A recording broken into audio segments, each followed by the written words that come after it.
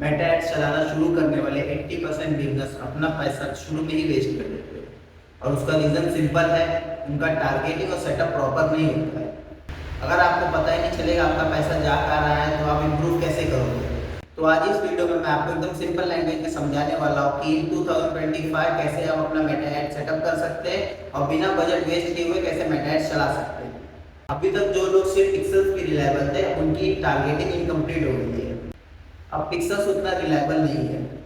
Privacy update आने की वजह से पिक्सल यूजर एक्टिविटी ट्रैक नहीं कर पाता है। इसीलिए मेटा ने सी एपीआई यानी कन्वर्जन एपीआई इंट्रोड्यूस किया है अपना। सोच लो पिक्सल एक कैमरा जैसा है जो हर फोटो क्लिक करने की कोशिश करता है, लेकिन कभी कभी कोई फोटो ब्लर हो जाती है। कन्वर्जन एपीआई एक बैकअप सिस्टम है जो डायरेक्टली डाटा भेजता है मेटा एड्स को, जिससे टारगेटिंग 100% क्लोजली एक्यूरेट हो जाती है। मतलब अगर आपके पास सी एपीआई नहीं है तो आप आधे ब्लाइंड हो। मैं आपको 4 डिफरेंट स्टेजेस में समझाता हूँ आपके मेटा एड्स का सेटअप कैसे होगा। सबसे पहला स्टेप जो होगा वो आपका बिजनेस मैनेजर सेटअप का होगा। सबसे पहले आप अपना एक अकाउंट बनाइए बिजनेस मैनेजर में, और यही आपका कंट्रोल रूम होगा जहाँ से आपको सब कुछ हैंडल करने वाले हो। और फिर उसके बाद आपको ऐड अकाउंट बनाना पड़ेगा और आपको एक फेसबुक पेज बनाना पड़ेगा और दोनों को लिंक करके एक पेमेंट मेथड ऐड कर दो और आप 2 फैक्टर ऑथेंटिफिकेशन ऑन कर देना। ये एक छोटा सा स्टेप है लेकिन आपके अकाउंट की सेफ्टी के लिए बहुत जरूरी है। अब स्टेप 2 आपका जो रहेगा वो ट्रैकिंग और सी एपीआई का होगा। तो पिक्सल्स और सी एपीआई सेटअप के लिए आप ट्रैकिंग सेटअप करते हैं। सबसे पहले अपना पिक्सल इंस्टॉल करो। ये गूगल टैग मैनेजर जीटीएम के थ्रू कर सकते हो या पार्टनर इंटीग्रेशन जैसे शॉपिफाई, वर्डप्रेस, वूकॉमर्स के थ्रू कर सकते हो। पिक्सल के साथ साथ सी एपीआई भी ऐड करना जरूरी है। ये अपना इवेंट मैनेजर के अंदर सेटअप कर सकते हो।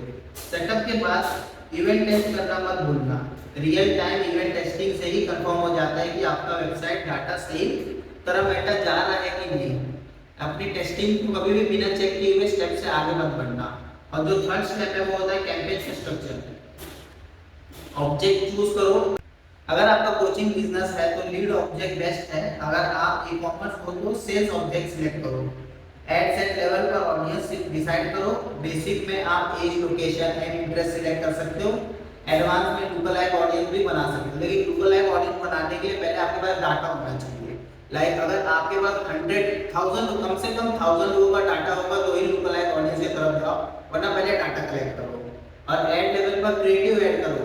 अभी 2025 में सबसे ज्यादा चल रहा है यूजीसी, जैसे यूजर जनरेटेड कंटेंट। जैसे आपका कोई यूजर है, कोई भी XYZ प्रोडक्ट है आपका और उसका कोई यूजर है, तो उससे इंटरेक्ट करो, उसे बोलो आपके प्रोडक्ट के रिव्यू भेजिए या आपका प्रोडक्ट का कोई वीडियो बना के आपको भेजो, वो ऐड क्रिएटिव में डालो, वो ज्यादा रिजल्ट शो करेगा। जैसे रील्स और करोजल फॉर्मेट, ये एक ऑडियंस को एंगेज करता है, ठीक है। तो फोर्थ स्टेप होता है वो बजट एंड टेस्टिंग का होता है। बिजनेस का सबसे बड़ा मिस्टेक है एकदम हाई बजट से स्टार्ट करना। आपको स्मॉल से स्टार्ट करना है। डेली 500 से 1000 का बजट रखो।